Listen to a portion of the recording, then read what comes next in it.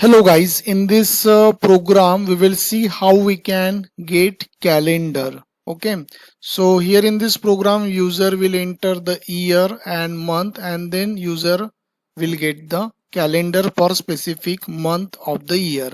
So here you have to import one module for that is import calendar.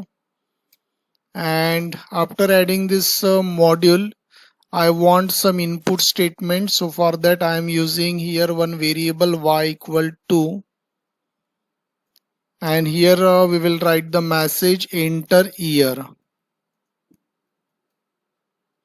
Next input for the month, and here the message is enter month.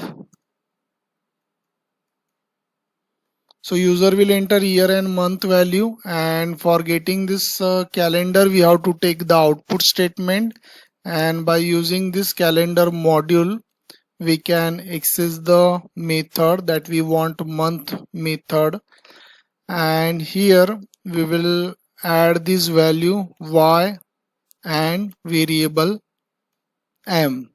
Okay, these two parameter we will add. So y represent the year value and m represent the month value, and that particular month which represent to the year that will be available to you.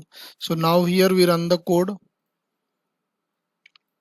Enter year 2021, enter month 6. So see that month is available to you, that is June 2021. Okay, so in this way you can enter any year and month. So once again we will run. So now this time the year is 2000, month is 1, and it is available for the January month. Even though we didn't write the month name, it is showing you the output for the particular month.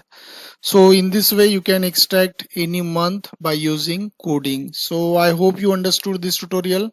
So thanks for watching this. Thank you.